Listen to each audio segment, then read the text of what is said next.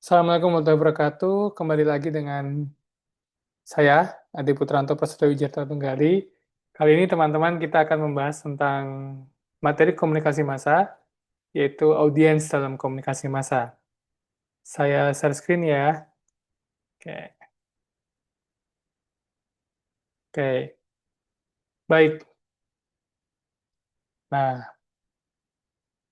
audiens dalam komunikasi massa akan kita pelajari di materi kelima, di mana hari ini kita akan belajar apa itu audiens. Teman-teman pasti ingat tentang teori Laswell, who says what in which channel and what the effect. Kemudian audiens atau komunikan itu adalah salah satu unsur dari proses komunikasi tersebut.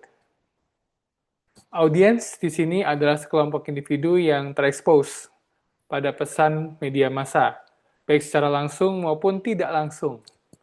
Dalam konteks modern, audiens adalah penerima pesan yang beragam atau heterogen, tersebar secara geografis dan seringkali terorganisir melalui preferensi digital, bukan hanya lokasi fisik.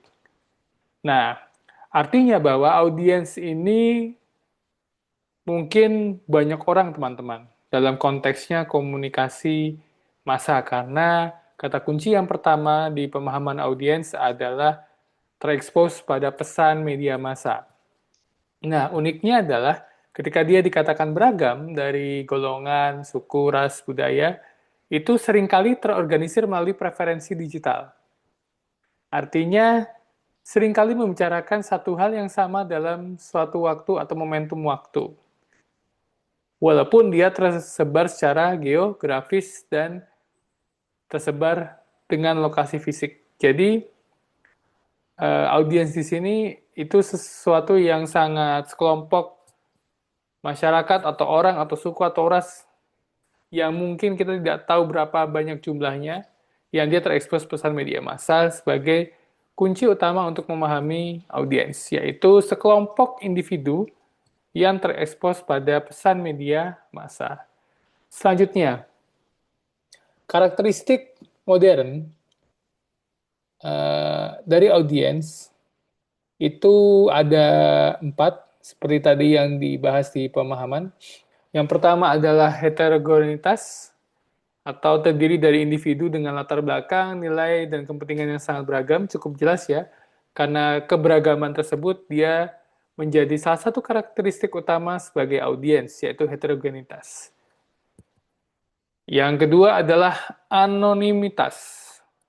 Jadi anggota atau tiap-tiap audiens, tiap-tiap individu yang disebut audiens biasanya tidak saling mengenal atau berinteraksi secara fisik, kecuali di ruang-ruang online atau ruang-ruang digital tertentu.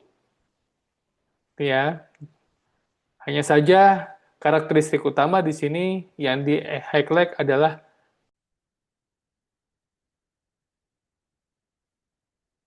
baik. Kita kembali lagi karena tadi sempat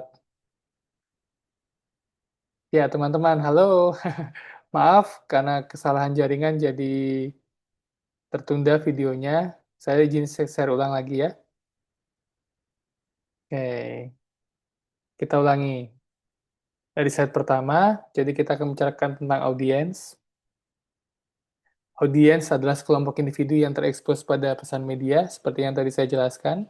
Itu sebagai salah satu kata kuncinya, bahwa mereka adalah sekelompok individu yang mungkin jumlahnya kita tidak tahu berapa, unlimited, dan tidak bisa dikategorisasi karena mereka beragam, tersebar secara geografis, dan seringkali terorganisir melalui preferensi digital, bukan hanya lokasi fisik.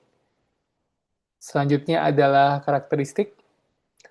Audiens modern ini memiliki karakteristik utama, cukup jelas. Yang pertama adalah heterogenitas, terdiri dari individu dengan latar belakang nilai dan kepentingan yang sangat beragam. Kemudian anonimitas, anggota audiens biasanya tidak saling mengenal atau berinteraksi secara fisik, kecuali di ruang-ruang online tertentu. Yang ketiga adalah tersebar. Jadi, karakteristik audiens itu terdistribusi secara luas melintas batas geografis dan negara, lalu terorganisir di digital. Mereka terorganisir berdasarkan minat, preferensi, algoritma, dan komunitas online, atau interest-based community. Jadi karakteristik audiens di sini cukup kompleks seperti yang saya bilang di slide pertama tadi. Ada heterogenitas, anonimitas, tersebar, dan dia terorganisir di digital. Selanjutnya, kita akan melihat dari segmentasi audiens. Segmentasi adalah proses membagi audiens besar menjadi kelompok-kelompok kecil, ya. Dari kelompok besar menjadi kelompok kecil berdasarkan kesamaan karakteristik, memungkinkan media menargetkan pesan secara efektif. Jadi, segmentasi ini adalah memudahkan untuk media itu membuat targeting atas pesan yang disampaikan, ya. Yang pertama, demografis. Demografis itu didasarkan pada statistik kependudukan. Usia, gender, pendapatan, pendidikan, pekerjaan, dan status pernikahan. Misalnya, contohnya, ini saya cari contoh kasus update yang 2024-2025 ya, yaitu targeting iklan pemilu. Partai politik menargetkan iklan endorsement TikTok kepada pemilih berusia 18-25, it means itu pemilih pemula yang mungkin berpendidikan SMA dengan konten visual yang cepat dan relate.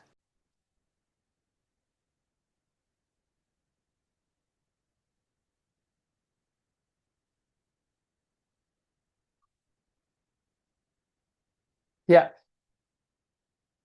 semoga rekornya berjalan ya, teman-teman. Kita mulai lagi. Mohon maaf, karena sinyalnya memang sedang tidak bagus di sini, tapi oke. Teman-teman, halo kembali lagi. Mohon maaf, tadi terputus ya. Baik, kita akan ke slide segmentasi audiens. Yang pertama adalah segmentasi berdasarkan demografis, yaitu usia, gender, pendapatan, pendidikan, pekerjaan, dan status pernikahan. Contohnya misalnya adalah targeting pada iklan pemilu. Jadi terjadi pada tahun 2024-2025 bahwa ada iklan endorsement di TikTok kepada pemilih berusia 18-25 tahun yang mungkin memiliki latar belakang pendidikan SMA dan sebagainya dengan konten visual yang lebih cepat dan relatable. Ini untuk pemilih pemula, jelas mereka berdasarkan statistik kependudukan, yaitu usia dan gender dan mungkin pendidikan. Oke, segmentasi yang kedua adalah geografis.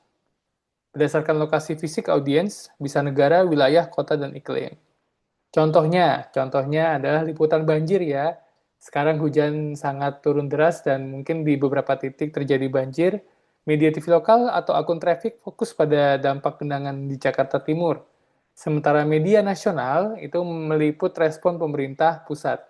Jadi terlihat jelas ketika ada TV lokal dan TV nasional di sini mempunyai fokus yang berbeda. Yang satu adalah dampak genangan traffic di Jakarta Timur dan satunya adalah respon dari pemerintah pusat terhadap kejadian banjir. Itu sebagai contoh untuk geografis. Kemudian geodemografis. Jadi dia menggabungkan teman-teman antara demografis dan geografis, yaitu menjadi lokasi dan demografi berdasarkan asumsi bahwa orang yang tinggal di area tertentu memiliki kesamaan gaya hidup. Gitu ya. Jadi dia menggabungkan lokasi dan demografi. Misal nih, contohnya adalah targeting startup kuliner. Ya, jadi ada kan aplikasi antar makanan yang menargetkan promosi menu premium ke kompleks perumahan klaster yang mungkin memang di pinggiran kota besar dan juga berbeda dengan klaster yang lain. Itu didasarkan pada pendapatan rumah tangga yang tinggi. Jadi dia menggabungkan dua. Kemudian psikografis, ini berdasarkan gaya hidup, nilai, minat, sikap, kepribadian, atau biasa disebut EIO, Activities, Interest, dan Opinions. Misalnya contohnya adalah targeting podcast kesehatan mental. Misalnya kita membuat sebuah podcast menargetkan individu usia 25-35 tahun yang memiliki minat kepada life work balance, self-care, anti-stress, dan isu work-life balance lainnya. Gitu ya. Jadi itulah segmentasi audiens. Mohon menjadi pemahaman bagi teman-teman semua bahwa ada 4, yaitu demografis, geografis, psikografis, dan gabungan antara demografis dan geografis yang disebut dengan geodemografis. Selanjutnya, Audiens itu memiliki subkelompok dasar.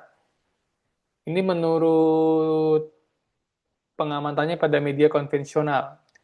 Yang pertama adalah the pragmatis atau pragmatis, menggunakan media untuk tujuan praktis, mencari informasi yang relevan dengan pekerjaan atau kehidupan sehari-hari. The literate, buta huruf atau akses, kelompok yang kesulitan mengakses memang, atau memahami konten media karena keterbatasan literasi. Bisa visual, digital, ataupun bahasa. Biasanya the literate ini adalah antar generasi berbeda ya. Mungkin bahasa itu bisa diartikan dengan bahasa slang, suku kata, kemudian bahasa baru yang sebelumnya tidak pernah ada tapi ternyata sekarang lahir, dan sebagainya. Kemudian the intellectual, mencari konten yang mendalam, analisis kritis, dan topik serius. Bisa politik, bisa filsafat, bisa sains. Biasanya the intellectual ini lekat kaitannya dengan pebisnis, akademisi, dan kemudian wira swasta dan sebagainya. Kalau pragmatis itu ketika kita butuh, kita tanya gitu ke media tentunya. Cukup jelas ya. Lalu tipe audiens. Yang pertama adalah general public audience atau audiens umum. Ini audiens yang maha luas, tertarik pada berita dan hiburan massal, sering disajikan oleh media mainstream seperti siaran TV nasional. Contohnya, ketika kita nanti disambut oleh Piala Dunia atau sinetron prime time, itu tidak terbatas jumlahnya, kita akan menonton hal tersebut. Sayang Indonesia gagal ke Piala Dunia ya teman-teman ya, tapi Piala Dunia setelah lagi datang, artinya kita akan disuguhi, oh ini toh general public audience atau audiens yang umum. Kemudian spesial audience, maaf, audiens khusus, ya jadi dibagi dua, umum dan khusus nih, spesialis. Kelompok yang lebih kecil, tersebar namun memiliki minat yang sangat spesifik dan terperinci. Contohnya, pelanggan newsletter khusus pasar saham, subreddit, komunitas, atau penggemar K-pop tertentu. Jadi, spesialis audiens atau audiens khusus ini sangat-sangat berbasis community ya. Kemudian general public audience, audiens umum, itu audiens yang luas. Jadi ada dua ya, audiens umum dan audiens khusus. Kemudian dari umum dan khusus tadi ada juga tipe audiens aktif dan pasif. Dan mereka memiliki karakteristik yang berbeda dan peran dalam komunikasi massa yang berbeda pula. Yang pertama adalah audiens pasif. Dia menerima pesan tanpa filter kritis yang kuat, cenderung mengkonsumsi media hanya untuk hiburan. Usage and gratification yang minim. Jadi seperti mengikuti tren. Pasif. Ada ini diikutin, ada tren ini diikutin. Dan itu terjadi di media baru? Iya. Sangat terlihat teman-teman ketika kita tren ini, misalnya tentang busana, tren minggu 1 busana ini, tren minggu 2 busana ini, dan perannya dalam komunikasi massa sangat luar biasa besar. Ketika dia pasif, dia rentan terhadap hoax, framing, dan teori peluru ajaib atau silver bullet atau bullet teori. Karena pada prinsipnya pesannya diterima mentah-mentah. Pasif itu langsung asal share. Itu juga termasuk ke pasif. Jadi teman-teman kita yang menerima pesan share tanpa melakukan konfirmasi. Kemudian audiens aktif, selektif dia. Jadi kebalikannya atau opposite dari pasif, dia selektif terhadap konten, dia melakukan verifikasi, berinteraksi, dan menggunakan media untuk tujuan tertentu. Misalnya sangat-sangat mencari informasi yang sangat spesifik.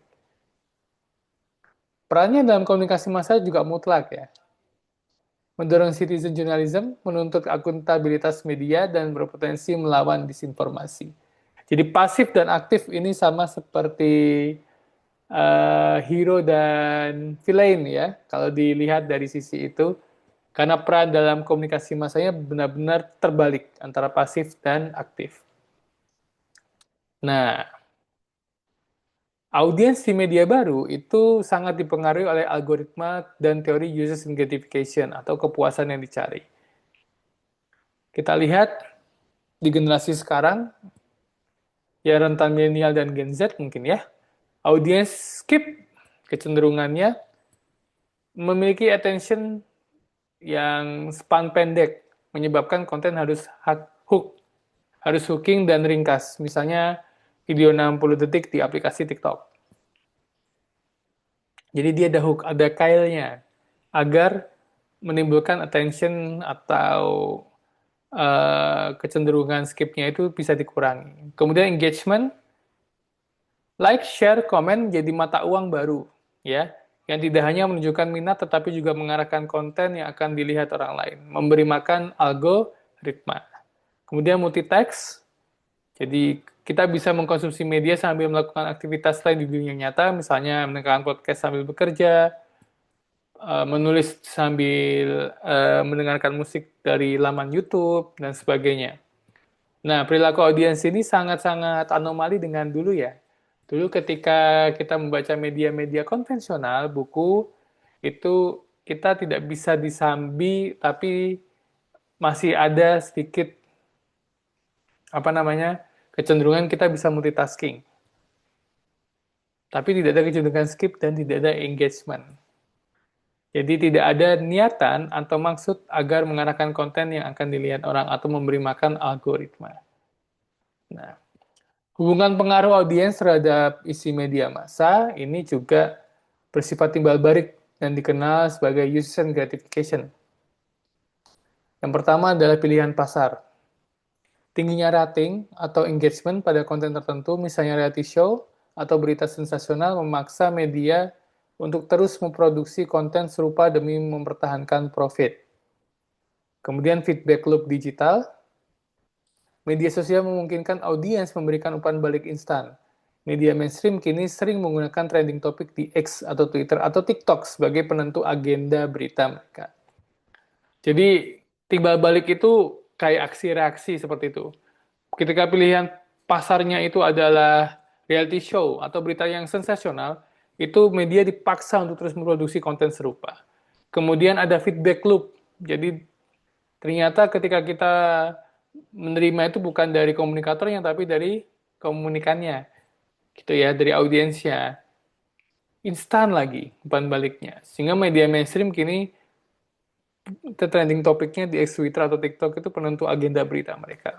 Contoh, teman-teman akan disuguhi tentang Triwulan Atlas Comet yang sedang mengitari orbit bumi. Ketika itu feedback loop dari digitalnya banyak sekali atau umpan balik instan dari audiens banyak, maka kalian akan disuguhi tentang teori-teori konspirasi terkait komet Triwulan Atlas. Tuh. Ya, semoga itu komet, bukan hal yang lain. Baik, tadi sempat putus ya teman-teman, saya mohon maaf.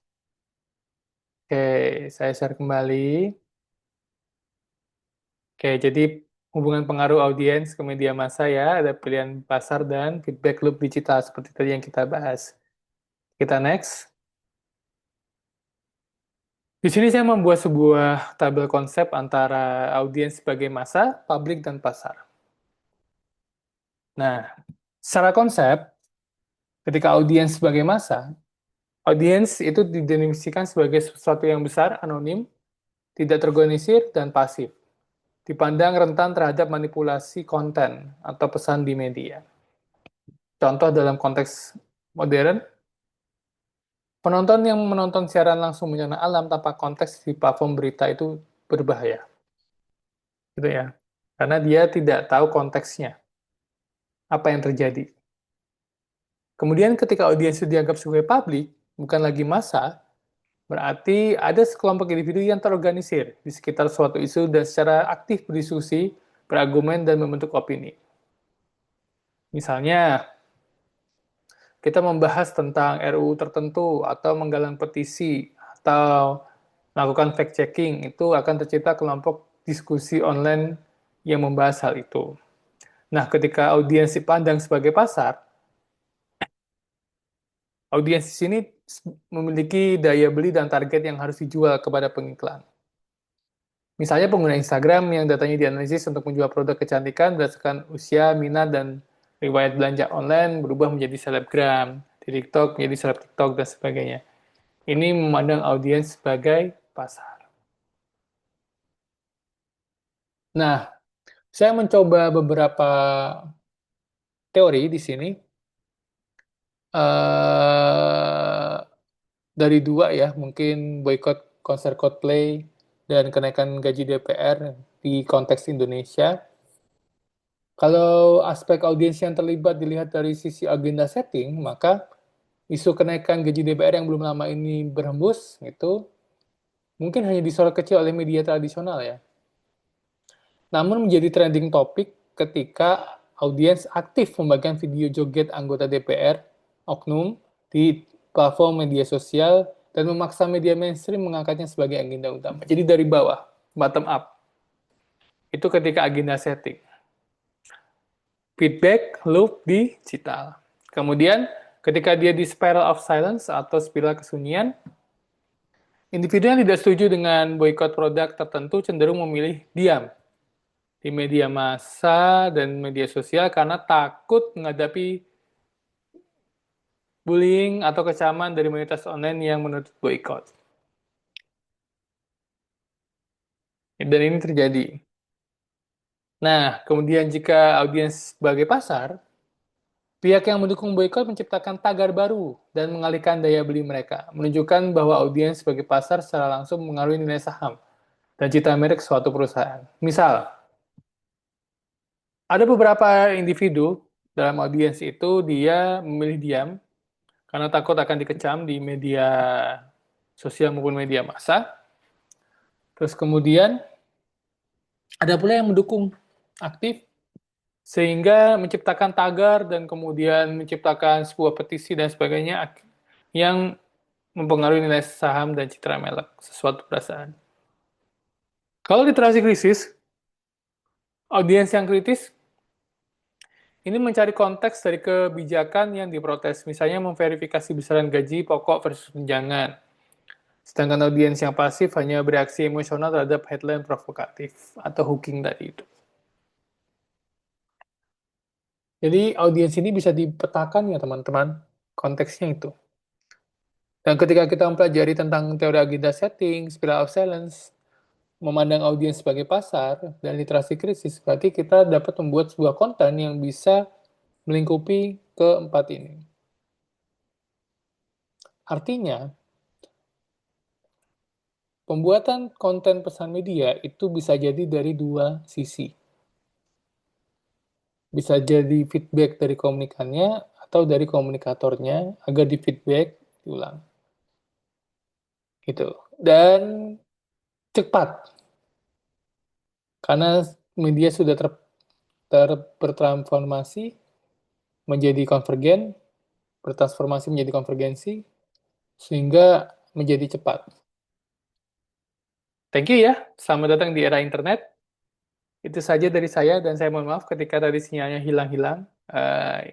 Sepenuhnya adalah noise dalam menggunakan alat bantu rekaman di sini. Uh, saya rasa cukup ketika ada pertanyaan, kita akan diskusi di luar. Terima kasih teman-teman. Kurang lebihnya mohon maaf. Assalamualaikum warahmatullahi wabarakatuh. Sehat selalu.